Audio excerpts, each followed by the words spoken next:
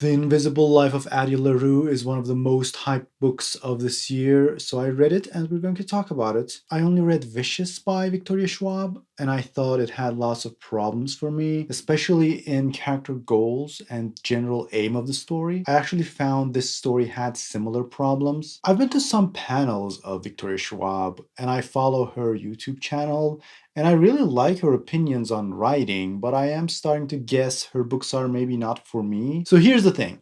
I saw a post on Reddit and someone was asking whether they should focus on character or world building at the beginning of their story. And I thought, of course, character. And most people were saying the same thing, but one person said, you should focus on the problem. And it made me think, and I realized the problem is really important to make me keep reading. Think about The Lord of the Rings. In the beginning, you get a glimpse at Frodo's life, who is the main character. You see the Hobbit village, you see their interactions, you see his best friend Sam, then you see a mysterious wizard whom Frodo knows. Then you learn about the ring and you find out Frodo needs to take the ring to Mordor to destroy it. And along the way there are a bunch of other checkpoints, like he needs to escape ring wraiths and he needs to find Aragorn, and then they need to get to Rivendell, then they run into Gollum, etc, etc. There is the problem, but also on the way to the problem there are lots of other problems to solve directly related to the main problem, and character, world building, and plot are always worked on together. I find that that kind of structure works best for me. Why am I talking about this? Because The Invisible Life of Addie LaRue completely skips the problem part, which is the part that keeps me reading. I think the actual story of this book starts at the last 20%, and the first 80% is just setup. If you're new, this is more of a craft-focused critical review channel without taking ourselves too seriously. You know, we're not trying to save the literature or anything like that, just trying to figure out what we like and what we don't like and why. So if this sounds like something you might like, don't forget to subscribe.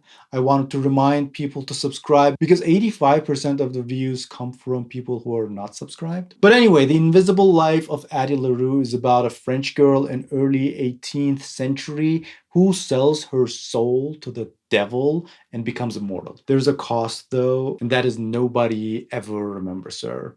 Like as soon as she is out of sight, everyone forgets about her. Until one day, she meets someone who does remember her. Now this sounds like the inciting incident for the novel, but it doesn't happen until 1/3 of the book. The book takes place in two different timelines. One is the past 300 years, starting early 1700 France, and the other one is 2014 New York.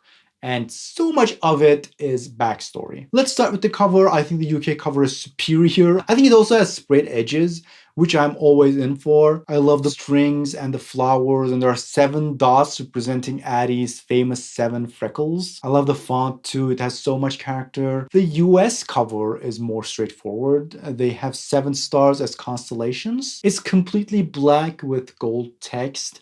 It's an interesting typeface, but I'm not quite sure why the and the title is in italics. I don't know, that seems like an odd choice to me. I am surprised they deviated from Victoria Schwab's famous black, white, red aesthetic. I really like that her books have those recurring colors, but they decided to go in a different direction with this. Anyway, let's move on to the characters. Our main character is Addie. Most of the book is through her point of view. She is okay, but the problem is she kind of wastes 300 years. She doesn't really do anything meaningful in 300 years. Like she doesn't learn any skills or anything. She doesn't develop any particular opinions on anything. Like the world changes a lot in 300 years, but I have no idea what she feels about anything in the world. It's her randomly living day by day, so there really isn't anything to look forward to in the sense of like, oh, now she's like this, but what's she going to be like in 100 years? I'll tell you, she's going to be exactly the same. She learns to steal better, but it's not like a major thing. The other major character is the devil or demon or whatever he is. She calls him Luke, as in Lucifer,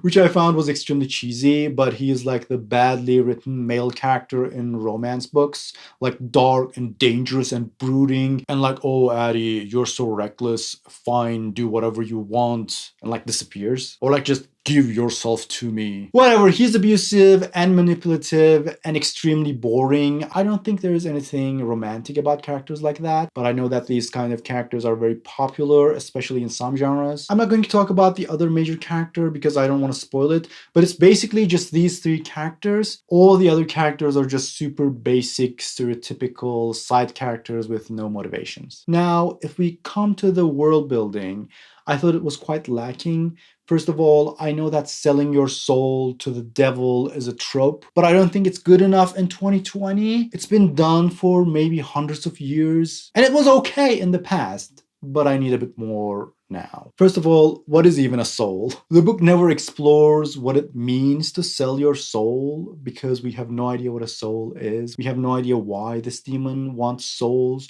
We have no idea how he uses them. We have no idea if there are other demons. He's so powerful, but supposedly there are other gods you can pray to. And everything is just so vague and nothing is fleshed out. The terms of the deal she makes are so convoluted.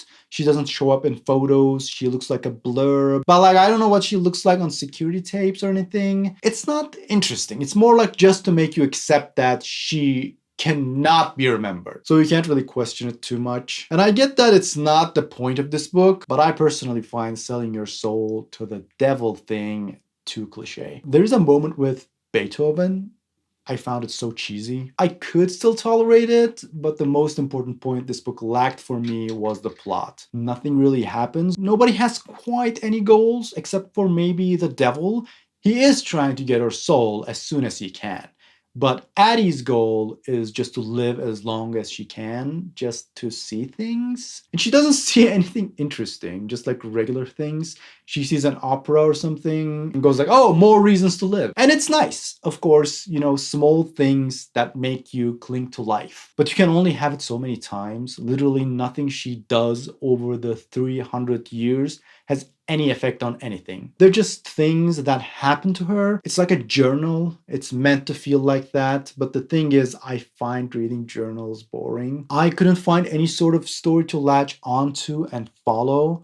For my taste, everything was too general. Just this random, regular person who has nothing special about her, who has no interest on making anything meaningful in life, go through her life for 300 years. I was extremely bored until the last 20% where things picked up because she found a goal. She found something to fight for, something she was really passionate about, and obviously that reflects on the reader. But that's just way too late for me. She can't say her name, so she makes up a new name every time. I didn't understand why. Just pick one name and use it all the time. There are multiple occasions she's trying to come up with a name.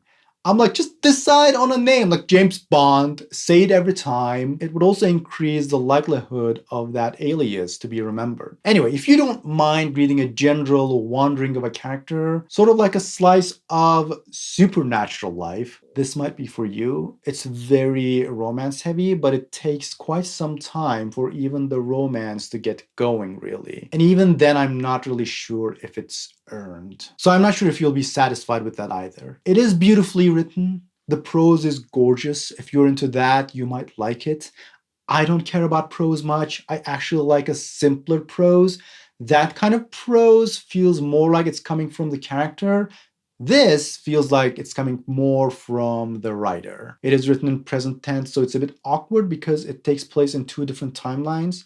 Like even when we are in the past, it's still written in present tense. It's not a big deal, but it was just a bit awkward. Victoria Schwab says she wanted to write this book for a long time, so I'm guessing this might be like a trunk novel, which a lot of writers have. I don't think it's always a good idea to publish those. But at the end of the day, this is not her first book. She has written many books, and I am guessing she knew exactly what she was doing.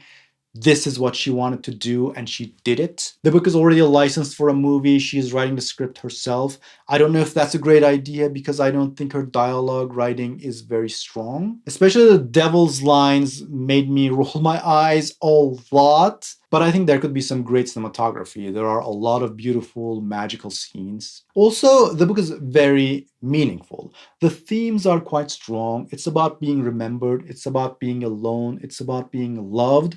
And it's about earning love. However, if you're like me and you need a strong plot, this book does not have it. All right, that's all I have to say. I'd love to know your thoughts in the comments. If you found this video helpful, please leave a like to let me know. And if you'd like to see more book reviews, don't forget to subscribe, and I'll see you next time.